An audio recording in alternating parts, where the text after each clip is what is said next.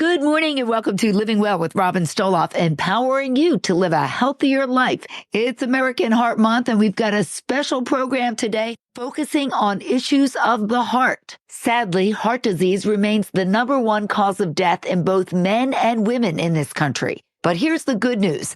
We can take steps to change that. Here are 4 ways to improve the health of our hearts. Let's get moving. Do some sort of physical activity at least every other day, 4 days a week for a minimum 150 minutes a week. Also, make small tweaks to your nutrition. Add some fruits and veggies to your meals. Cook heart-healthy foods at home. And of course, we know this one, cut down on the sugar and the processed foods.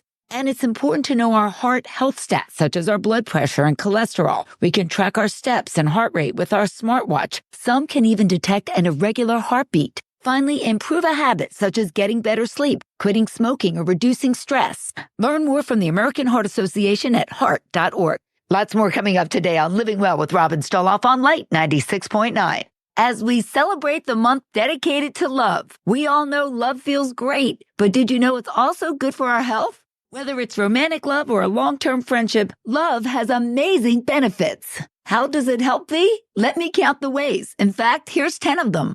It improves heart health, lowers our risk of depression, strengthens our immune system, decreases anxiety, eases acute or chronic pain, boosts our gut health, reduces stress, lowers blood pressure, improves sleep, and believe it or not, love can actually help us live longer. Learn more about the health benefits of love at WFPG.com. Click Health on the drop-down of our app or visit our Facebook page.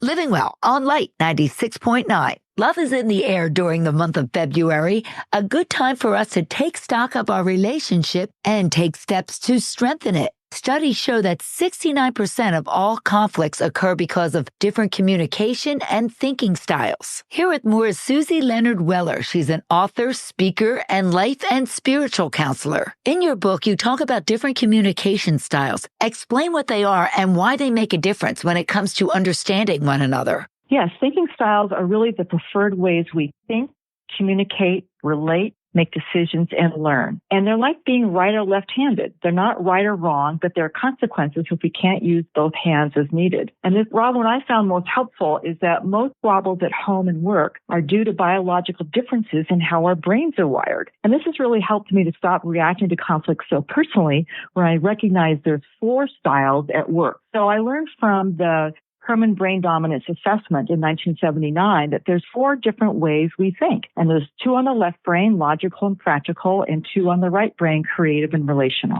And your husband and you both took this assessment, and tell us what happened. Well, what we've realized at a glance is that when we were not stressed, both of us were right-brained. However, when we were stressed, his backup style shifted over to logical, and I became louder in the relational. So you can imagine, he went from trying to fix my problems rather than just listening, and I became louder, and our arguments escalated. So being able to recognize to not take it so personally, but it's thinking styles at work has really strengthened our relationship and our marriage for the last 36 years. And anyone can learn to do this, right? Yes, and that's what my book does. The Herman Brain Dominance is used in countries and businesses all over the world for really practical tips. And the book is called Why Don't You Understand? Improving Family Communication with the 4 Thinking Styles. Of course, it's available on Amazon and on your website, which is SusieWeller.com. SUSIEWELLER. Get Weller with Susie. Get Weller with Susie. I love that. You are living well on Light 96.9.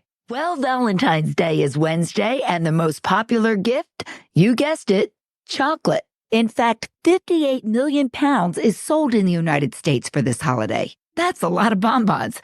If you love chocolate like I do, you were probably thrilled when reports came out that dark chocolate is actually good for us. Well, there is more to the story, unfortunately.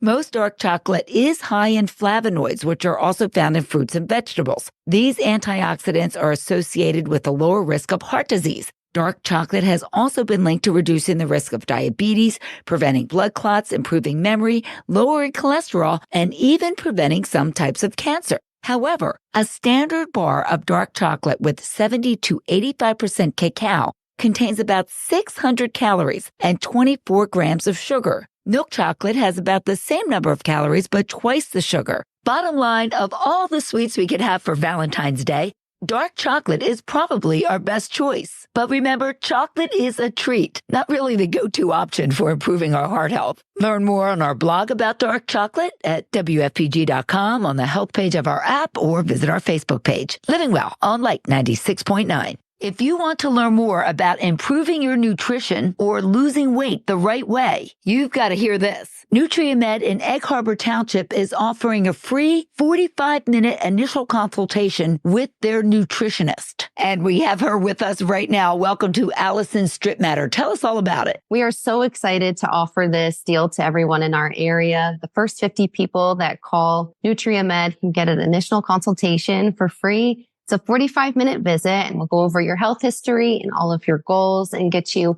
set up with a program that is customized for everyone's specific needs. This is a wonderful opportunity for someone to meet with you, an expert in nutrition, to discuss their specific goals and needs. Really, everyone should do this. So when you go through this initial consultation, what are some of the things that you cover? We'll go through a really comprehensive health history, food allergies or sensitivities, food preferences, any past diets, goals that they have, exercise history. Yeah, and just kind of customize all of those things into a plan that is good for them and for their schedule too. That's a good point, because it's not a one size fits all. We can look up a diet online right now, but it doesn't always mean that it's going to work for you, for your particular situation, for your health. Plus, some diets limit calories too much. That's very true. Yeah. It might give you some quick weight loss on the scale, maybe not fat loss, but it might not get you all the nutrients that you need to really thrive, get great energy, just feel vibrant. Absolutely. So it's not just about weight loss. It's about health. It's about feeling good. It's about having energy. There's so much more to nutrition, and that's where someone like yourself comes in. So where can people call to take advantage of this offer? You can reach us at 609-415-2888. Thanks so much, nutritionist Allison Strip Matter with NutriMed in Egg Harbor Township, offering a free nutrition consultation for a limited number of people throughout the month of February. You are living well on Light 96.9. In my research for this show, I found this website and book called The 5 Love Languages. It starts with a quiz for couples, singles, or families, and really offers some great insights into what's important and how you communicate with your partner. So I took the quiz and answered some questions on what's important to me in my relationship with my husband. And here are my results. Most important is quality time, 33%. 27% physical touch. All right, keep it clean. I'm talking about hugs and kisses. And 23% words of affirmation, 17% acts of service, such as my husband doing the laundry, and 0% for gift giving. That's really not as important to me as spending quality time with my husband or my family. It was an interesting quiz that only took about 5 minutes online. Understanding our 5 love languages will help us communicate our needs to our partner. And on the flip side, understanding our partner's love languages will help us be there for them in a way that makes them feel loved and appreciated. We have more on the 5 languages of love, as well as a link to the quiz on our health page at WFPG.com, on the health page of our app, or just visit us on Facebook. Living Well on Light 96.9. It's Heart Month, and we know that our diet and physical activity affect our heart, but there's something else that's just as important that can affect our heart health, and that's sleep. Here with more is registered dietitian Burl Krinsky, owner of Be Complete Corporate Wellness. Burl, a good night's sleep is important to our overall health, including our heart health. Yeah, let's talk about something that we don't really think relates to our heart health, which is getting a good night's sleep.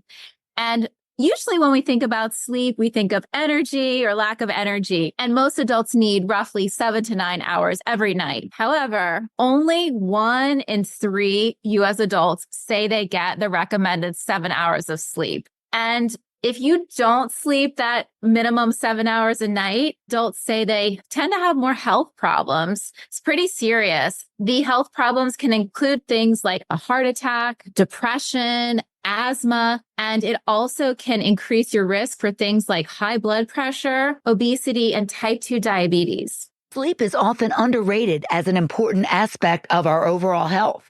Absolutely. There's also a condition called sleep apnea, and that's when your airway gets blocked during sleep and you actually stop breathing during your rest. And this can lead to really serious health problems, for example, heart attack and stroke. And so taking care of yourself and really understanding how important sleep is hugely beneficial to your heart health and your overall health. What are some steps we can take to prioritize sleep, Beryl? If you're not getting the recommended 7 to 9 hours, start small, work your way up. I would suggest winding down, starting to relax a little bit, maybe listen to some soothing music. If you want extra benefit, you'd listen to a meditation, drink some chamomile herbal tea, and that's going to help your body to start to relax. And my biggest recommendation is to get off of your cell phone when you're getting ready for bed. Because that blue light suppresses melatonin, which helps us sleep. Great tips. Registered dietitian Beryl Krinsky, owner of Be Complete Corporate Wellness. And Beryl and I talk more about the steps we can take to improve our heart health on my podcast, Living Well with Robin Stoloff.